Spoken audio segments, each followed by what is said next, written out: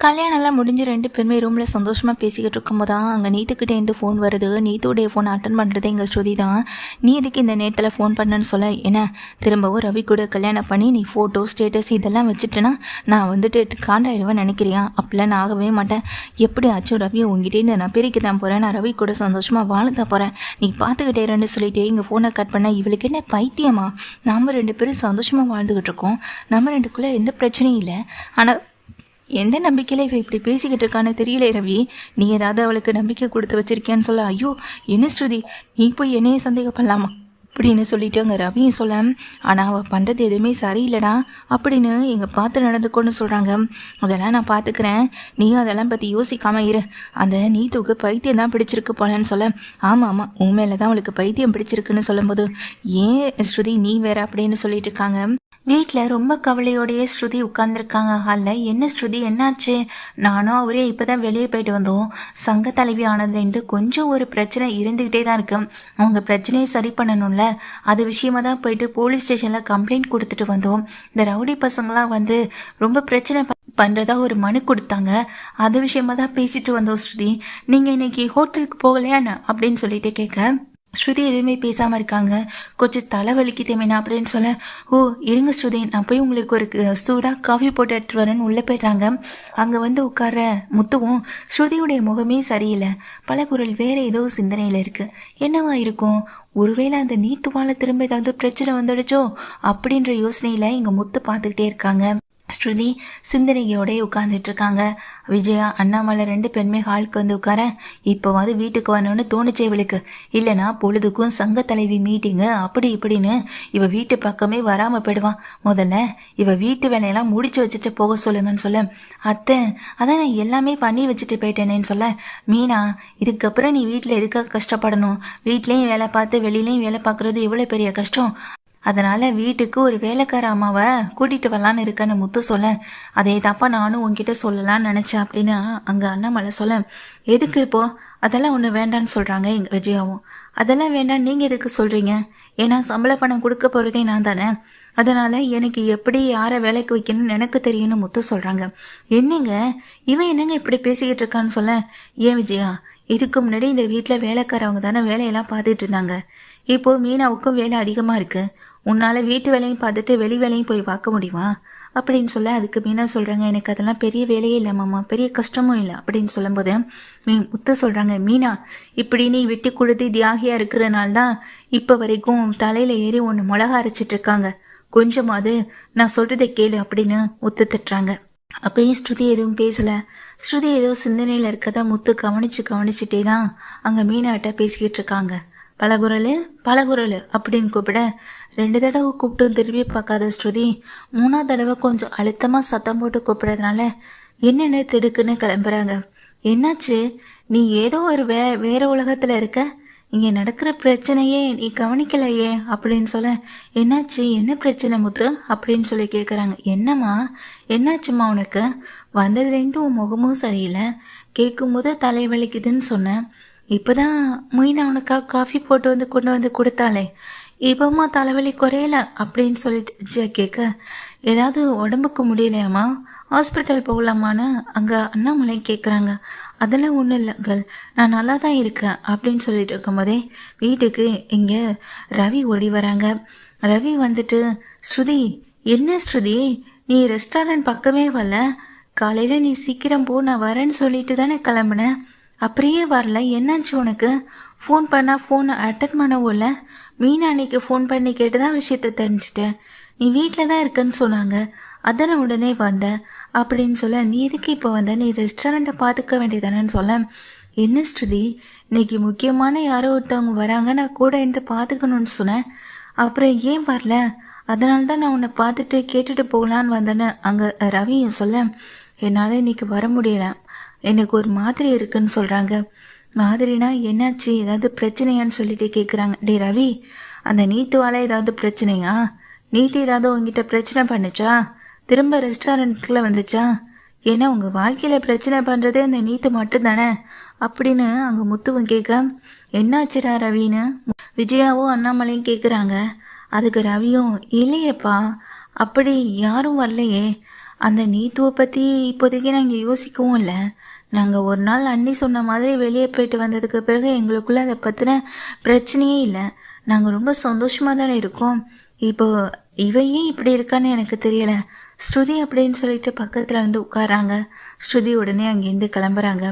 அப்போ உன் மேலே தான் ஏதோ கோபமாக இருக்குது. பலகுரல், ரவி ஏதாவது பண்ணிட்டானா?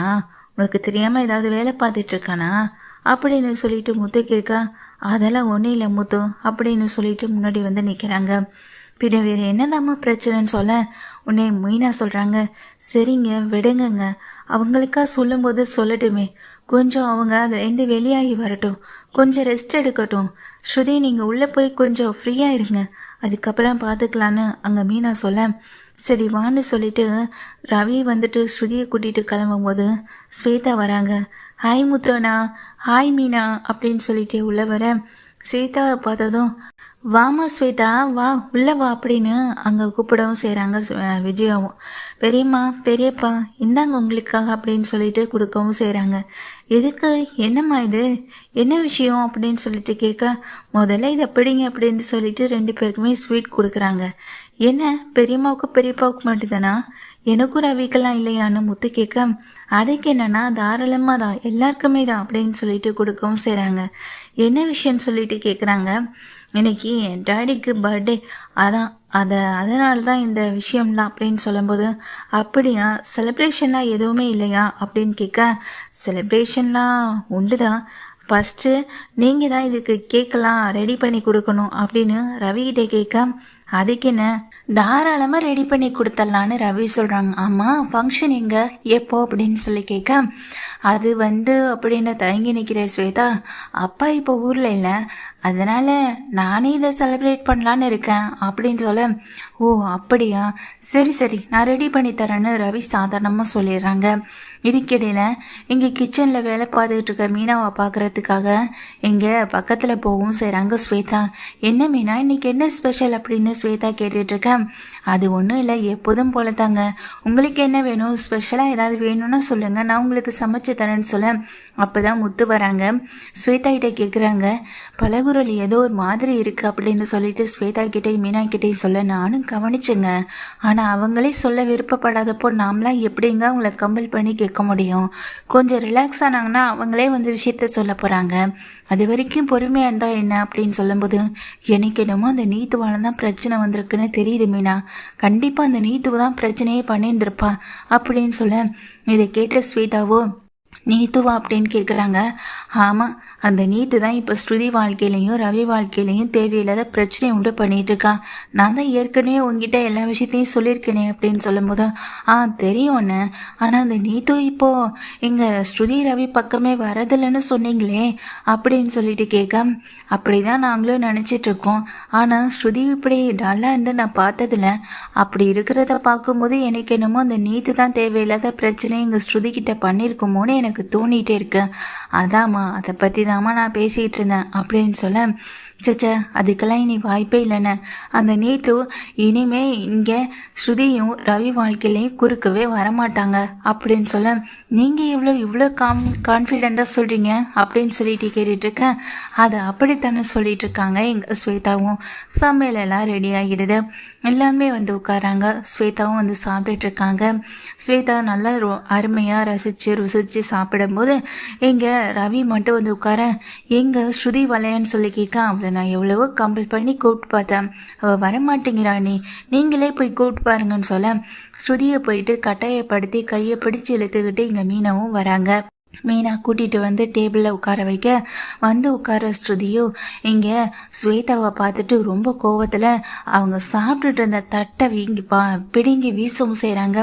எல்லாரும் அதிர்ச்சியோட கிளம்பி நிற்க, என்ன ஸ்ருதி என்னாச்சு அப்படின்னு சொல்லிட்டு கேட்க, என்னாச்சுமா, ஸ்வேதா நம்ம வீட்டு பொண்ணு மாதிரி தானே, அந்த பொண்ணு சாப்பிடும்போது ஏமா அப்படி பண்ணுற அப்படின்னு விஜயா கேட்குறாங்க. பலகுரல், உனக்கு என்னாச்சு அப்படின்னு சொல்லிட்டு கேட்க, இந்த ஸ்வேதா தான் இப்படி இருக்கிறதுக்கெல்லாம் காரணம், பேசணும் அப்படின்னு ரொம்ப கோவத்தில் கத்துறாங்க. ஸ்வேதாவா, நான் என்ன பண்ணேன்னு ஸ்வேதா உடனே கேட்குறாங்க. எங்கள் ஸ்ருதி பக்கத்தில் வந்து ஸ்ருதி அப்போ தான் விஷயத்த சொல்கிறாங்க. காலையில் ரவியும் நானும் ரெஸ்டாரண்ட் கிளம்பணும். ரவி முதல்ல போய்ட்டு ரெஸ்டாரண்ட்டை பார்க்கட்டும், கொஞ்சம் லேட்டாக நம்ம போவோம், இந்த டப்பிங் விஷயமா பேசிட்டு வரணும்னு சொல்லிட்டு நான் கிளம்பிட்டு இருந்தேன். அப்போ தான் வழியில் இங்கே ஸ்வேதாவை பார்த்தேன். ஸ்வேதாவை மட்டும் நான் தனியாக பார்க்கல, ஸ்வேதா கூட அந்த நீத்துவையும் நான் பார்த்தேன். நீத்து ஸ்வேதா இவங்க 2 பேரையும் நான் ஒன்றாவே பார்த்தேன் அப்படின்னு சொல்ல, ஓ கொஞ்ச நேரத்துக்கு முன்னாடி எங்கள் நீத்து ரவி வாழ்க்கையில் பிரச்சனையே பண்ண மாட்டான்னு சொல்லிட்டு இருந்தீங்களே, அது விஷயமால இங்கே நீத்துக்கிட்ட ஸ்வேதா பேசியிருப்பாங்க போலன்னு அங்கே மீனா சொல்ல, அதெல்லாம் ஒன்றும் இல்லை மீனா, இவங்களை நீங்கள் ரொம்ப நம்பாதீங்க அப்படின்னு ஸ்வேதா முன்னாடி இங்கே ஸ்ருதி கத்துறாங்க. ஸ்ருதி கொஞ்சம் பொறுமையாக இருங்க அப்படின்னு ஸ்வேதா சொல்ல வரும்போது, ஆனால் இங்கே ஸ்வேதா சொல்கிறத ஸ்ருதி காது கொடுத்து கேட்க தயாராகவே இல்லை. என்னுடைய வாழ்க்கையில் பெரிய பிரச்சனை கொண்டு வரணும்னு தான் 2 பேருமே பிளான் பண்ணுறாங்க அப்படின்னு ஸ்வேதா முன்னாடி ரொம்ப கத்துறாங்க இங்கே ஸ்ருதியும். அதுக்கு மட்டும் இல்லாமல் ஸ்வேதாவும் நீத்தும் ரொம்ப ஃப்ரெண்ட்லியாக தான் பேசிக்கிட்டு இருந்தாங்க. 2 பேரும் பேசிக்கிட்டு இருந்ததை பார்க்கும்போது அவங்க 2 பேரும் நல்ல ஃப்ரெண்ட்ஷிப்பை மெயின்டைன் பண்ணுற ஆள் மாதிரி தான் தெரிஞ்சது. ரொம்ப கோவமாலாம் பேசின மாதிரி தெரியல. எனக்கு என்னமோ அந்த நீத்து அனுப்பின ஒரு ஆள் மாதிரி தான் எனக்கு ஸ்வேதாவை பார்க்கும்போது தெரியுது. எனக்கும் ரவிக்கும் இடையில பிரச்சனை ஏற்படுத்தி ரவியை என்கிட்டேருந்து பிரித்து நீத்துவுக்கும் இங்கே ரவிக்கும் இடையில ஒரு நல்ல ரிலேஷன்ஷிப்பை உண்டு பண்ணோன்னு தான் ஸ்வேதா இங்கே வந்திருக்கான்னு ரொம்ப கோவத்தில் இங்கே கத்தவும் செய்கிறாங்க ஸ்ருதியும். ஸ்ருதி கொஞ்சம் அமைதியாக இருங்க, ஸ்வேதா கிட்டே என்ன இதுன்னு பேசலான்னு சொல்ல, இதுக்கு மேலே பேசுகிறதுக்கு என்ன இருக்குது, என் கண்ணு முன்னாடி ஒரு நிமிஷம் கூட நிற்கக்கூடாது. நானும் என் கோவத்தை கண்ட்ரோல் பண்ணி பார்க்குறேன், ஆனால் என்னால் கண்ட்ரோல் பண்ணவே முடியலை. இந்த வீட்டை விட்டு வெளியே போ அப்படின்னு ஸ்ருதி வந்துட்டு ரொம்ப சத்தம் போடுறாங்க ஸ்வேதாவை பார்த்து. ஸ்வேதா பக்கத்தில் வந்து, நீங்கள் எல்லாரும் என்னை தப்பாக நினச்சிட்ருக்கீங்க, நான் அப்படியெல்லாம் எதுவுமே செய்யலை, நான் அப்படிப்பட்ட பொண்ணு இல்லைன்னு ஸ்வேதா சொல்ல, நீ அப்படிப்பட்ட பொண்ணு தாண்டி அப்படின்னு அங்கே ஸ்ருதியும் கத்துறாங்க. ஸ்ருதி கொஞ்சம் அமைதியாக இருங்கன்னு சொல்ல, மீனா உங்களுக்கு எதுவும் தெரியாது, என் விஷயத்தில் நீங்கள் தலையிடாதீங்கன்னு ஒன்று மீனாவை பார்த்து சொல்ல, முத்துவுக்கு டக்குன்னு கோவம் வந்துடுது. என்ன பழகுறோல்ல, மீனாவை போய் உன் விஷயத்தில் தலையிட வேண்டான்னு சொல்கிறேன், மீனா உன் நல்லதுக்காகவும் ரவி நல்லதுக்காகவும் தானே யோசிக்கக்கூடியவ அப்படின்னு சொல்ல, வேண்டாம் இனி யாரும் எனக்காக யோசிக்க வேண்டாம், நான் என் வாழ்க்கையை நானே பார்த்துக்கிறேன்னு ஸ்ருதி கத்துறாங்க. நீத்து மேலே இருக்கிற கோவத்தை எப்படி வெளிக்காட்டுறதுன்னு தெரியாமல் ஸ்வேதா உடனேயே இங்கே நீத்து ஸ்ருதியை பார்த்துட்டு, என்னால் நீங்கள் யாருக்கும் உங்களுக்குள்ளே சண்டை போட்டுக்க வேண்டாம், நான் என்ன நடந்துச்சுன்னு உங்கள் எல்லாரும் முன்னாடி நானே விஷயத்த சொல்கிறேன் அப்படின்னு ஸ்வேதா சொல்கிறாங்க. முதல்ல என்ன விஷயம் நடந்ததை சொல்லுமான்னு அண்ணாமலை கேட்க, அது ஒன்றும் இல்லை பெரியப்பா, அந்த நீத்து யாருன்ற விஷயம் உங்கள் எல்லார்கிட்டே நான் சொல்கிறேன் அப்படின்னு சொல்கிறாங்க. நீத்து நீங்கள் நினைக்கிற மாதிரி வேறு யாரும் இல்லை, அவள் என்னுடைய ஃப்ரெண்டு தான் அப்படின்னு சொல்கிறாங்க. நானும் அவளும் ஒன்றா தான் படித்தோம், ஒன்றா தான் ஹாஸ்டலில் தங்கியிருந்தோம். அதுக்கப்புறம் பிஸ்னஸ்ன்னு சொல்லிட்டு அவங்க அப்பாவுடைய பிஸ்னஸை பார்க்கணுன்னு சொல்லிட்டு இருந்தான். அவங்க அப்பா அடிக்கடி இந்த நீத்துக்கிட்ட பேசும்போது அதிகமாக சொல்கிற ஒரு விஷயம் ரவி ரவி ரவி ரவி மட்டும்தான். ஏன்னா ரவியோடைய பிஸ்னஸ் டெவலப்மெண்ட், ரவியோடைய ஐடியாஸ், ரவி வந்துட்டு செஃப்பாக இருக்கும்போது அவர் கொடுக்குற ஒவ்வொரு ஐடியாஸ், இதையெல்லாம் பற்றி ரொம்ப பெருமையாகவே ரவியை பற்றியே இங்கே நீத்துக்கிட்ட பேசவும் செஞ்சுருக்காங்க. இதனால் நீத்துவுக்கு தன்னை மீறின ஒரு காதல் இங்கே ரவி மேலே அப்போதே வர செஞ்சிடுச்சு. என்கிட்ட அவள் அதிகமாக பேசினதும் ரவியை பற்றி மட்டும்தான். நான் ரவியை மீட் பண்ண போகிறேன் அப்படின்ற ஒரு ஆசையோடு தான் வங்கிட்டு கிளம்பணுன்னு ஒரு முடிவை எடுத்தான். அப்படி எடுக்க போகிற பட்சத்தில் தான் ரவிக்கு எங்கே மேரேஜ் ஆகிடுச்சுன்ற விஷயத்தையும் அவங்க அப்பா எங்கள் ஃபோனில் சொல்லவும் செஞ்சுருக்காங்க. இந்த விஷயத்தை கேட்டதுமே நீத்து உடஞ்சி போய் உட்காந்துட்டான். அவளுக்கு அந்த நேரத்தில் நிறைய ஆறுதல் தேவைப்பட்டது. அவளுக்கு ஆறுதலாக இருந்தது நான் மட்டும்தான். அதுக்கு பிறகு இங்கே நீத்து இந்த ஊருக்கு வந்தே பல மாதங்கள் ஆயிடுச்சு. அவங்க அப்பாவுக்கே தெரியாமல் இங்கே தான் வந்து தங்கவும் செஞ்சிருந்தா. அப்போதுலேருந்தே இங்கே ரவியை பற்றியும் ஸ்ருதியை பற்றியும் எல்லாத்தையுமே டீட்டெயில்ஸ் கலெக்ட் பண்ணவும் செஞ்சா. ஒரு நாள் நான் என் ஊருக்கு வரும்போதான் இங்கே நான் நீத்துவை பார்க்கவும் செஞ்சேன். நீத்து தங்கியிருந்த இடம் கூட அவங்க அப்பாவுக்கு தெரியணும். ஏன்னா நீத்துவை பார்க்குறதுக்காக நான் அவங்க அப்பாவை தான் பார்க்க போனேன். ஆனால் அப்போ அவங்க இங்கே நீத்து வரவே இல்லையம்மான்னு சொன்னாங்க. அதை கேட்டதுமே எனக்கு ரொம்ப அதிர்ச்சி ஆகிடுச்சேன். அதுக்கப்புறம் தான் நீத்துவை காண்டாக்ட் பண்ணும்போது என்னவோ ஒரு இடத்துக்கு வரவழைச்சி விஷயத்த சொன்னான்.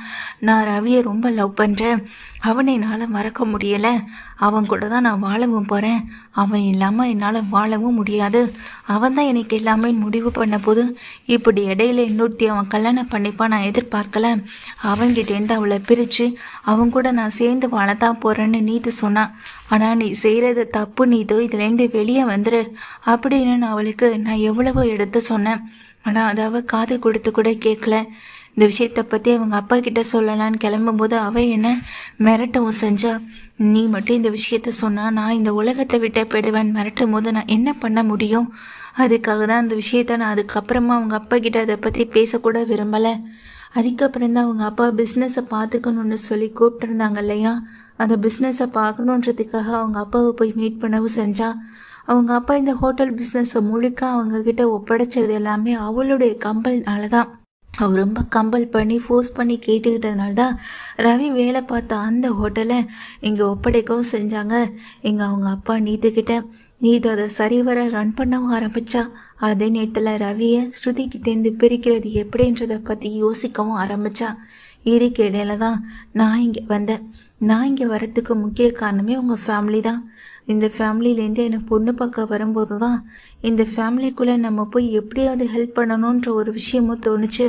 அதுக்கு பிறகு இவங்க எல்லாருமே எனக்கு ரிலேட்டிவ்ஸ்னு தெரிஞ்ச பிறகு என்னால் இதுக்கப்புறம் பார்த்துக்கிட்டு அமைதியாக இருக்க முடியலை. அதுக்கு பிறகு தான் நான் இந்த ஃபேமிலிக்குள்ளே வந்தேன்.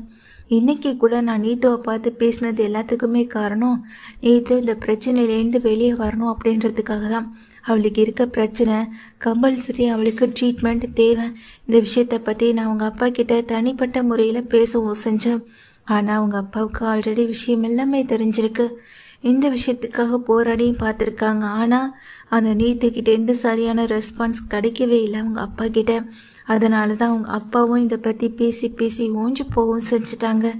இப்போதைக்கு ட்ரீட்மெண்ட் தான் தேவை. அந்த ட்ரீட்மெண்ட்டை சரியான முறையில் நீத்துவுக்கு கொடுத்தா அந்த பிரச்சனையிலேருந்து வெளிவரத்துக்கு நிறைய வாய்ப்பு இருக்குது. ஏன்னா அவங்க அப்பா ரவியை பற்றி பேசும்போதெல்லாம் ரவியும் தானும் லவ் பண்ணுற மாதிரி அவளே இமேஜினேஷன் பண்ணிக்கிட்டு தான் எல்லாத்துக்குமே காரணம். ரவி தன்னை ஏமாத்திட்டு இங்கே ஸ்ருதியை கல்யாணம் பண்ணிட்டான்ற ஒரு கோபம் இருக்குது. ஸ்ருதியை ரவியை பிரித்து ரவியை தான் கூட சேர்ந்துக்கிட்டு வாழணுன்ற ஒரு எண்ணமும் இந்த நீத்துவுக்கு இருக்குது. அப்படிப்பட்ட ஒரு எண்ணம் நீத்துவுக்கு வரக்கூடாதுன்னா அவளுக்கு அந்த ட்ரீட்மெண்ட் கொடுத்தே ஆகணும். அது விஷயமாக தான் இன்றைக்கி நீத்துக்கிட்ட நான் ரொம்பவே சராசரியாக ரொம்ப சாதாரணமாக பேச ஆரம்பித்தேன். அவள் என்கிட்ட பேசும்போதெல்லாம் நல்லதாக தான் இருக்கான். ஆனால் ரவியை பற்றி பேசும்போது மட்டும் அவளுடைய எண்ணங்கள் எல்லாமே வேறு மாதிரி போகுது. அதனால் அதை என்கிட்டேருந்து அவாய்ட் பண்ணவும் செஞ்சான். ஆனால் அவளை எப்படியாவது ட்ரீட்மெண்ட்டுக்கு கூட்டிகிட்டு போகணுன்னு நான் பல முயற்சி எடுத்துக்கிட்டு இருக்கேன். ஆனால் என்னால் முடியலை.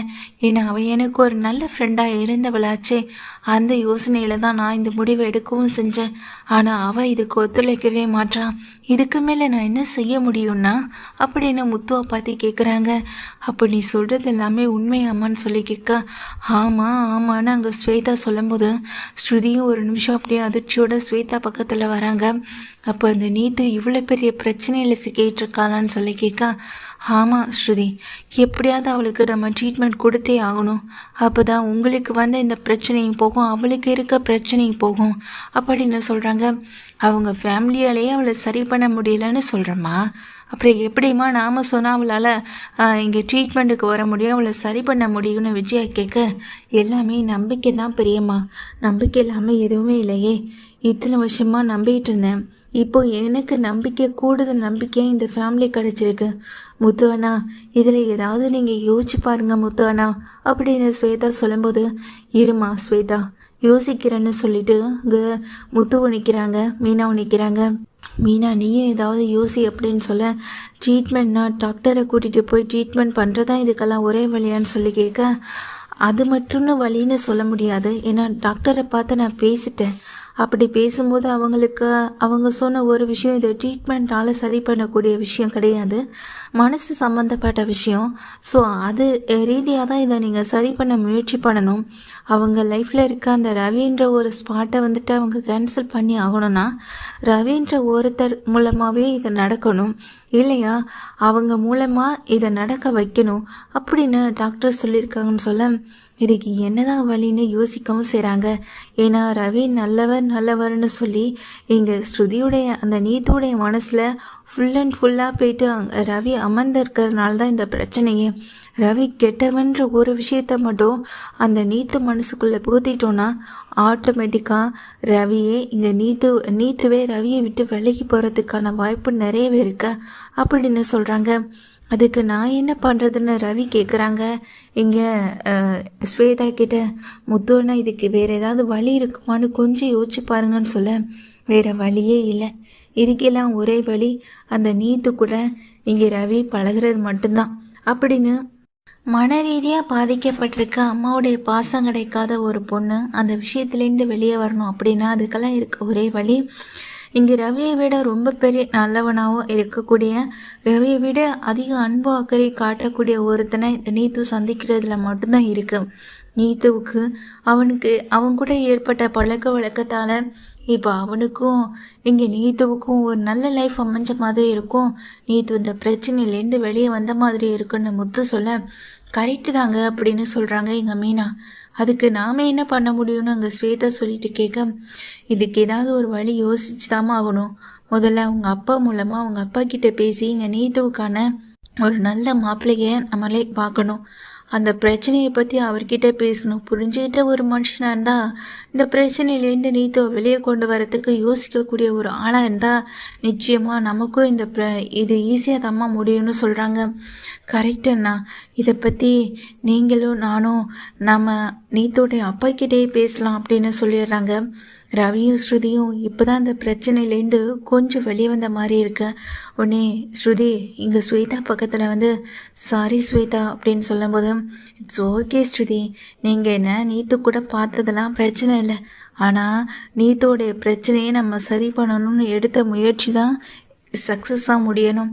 நான் உங்களை எதுவும் தப்பாக நினச்சிக்கல, நான் உங்கள் லைஃப்பை வந்துட்டு சேவ் பண்ணணுன்ற ஒரு ரீசனுக்காக தான் வந்தேன் அப்படின்ற மாதிரி இங்கே சொல்லவும் செய்கிறாங்க ஸ்வேதா.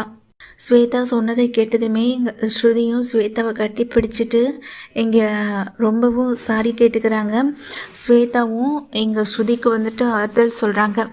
இப்போ தான் பார்க்கவே சந்தோஷமாக இருக்குது. பலகுரல் இனி எந்த பிரச்சனையாக இருந்தாலும் நேருக்கு நேராக பேசுகிற அப்படின்னு சொல்ல நேருக்கு நேராக பேசினதுனால தானாங்க இப்போ உண்மை தெரிஞ்சதுன்னு மீனாவும் சொல்ல எல்லாம் சரிதான், நான் வந்ததுலேருந்து நம்மளே டென்ஷன் ஆக்கிடுச்சுல, எந்த விஷயத்தை பற்றியும் பேசாமல் இப்படி பேசாமல் ரூம்குள்ளே போய் உட்கார்ந்ததுனால நமக்கும் ஏதேதோ நினைக்க தோணிடுச்சுலன்னு முத்து சொல்ல சரிங்க முத்து, இனிமேல் இப்படிலாம் நான் பண்ண மாட்டேன்னு அங்கே ஸ்ருதியும் சொல்கிறாங்க. நாளைக்கு நான் இங்கே எல்லாருமே போவோம், ரவி ஸ்ருதி நீங்களுமே வந்து அவங்க அப்பா கிட்டே பேசுங்க அப்படின்னு சொல்ல சரின்னு சொல்லிடுறாங்க. அப்படி இல்லைன்னா நாமளே நீத்தோடைய மனசுலேருந்து ரவியை போக வைக்க வேறு வகையில் வேறு வழி ஏதாவது இருந்தாலும் யோசிக்கலாம் அப்படின்னு சொல்லிட்டு இருக்காங்க. இதுவும் சரியான யோசனை தானே. முத்துவும் இருக்காங்க, மீனாவும் இருக்காங்க.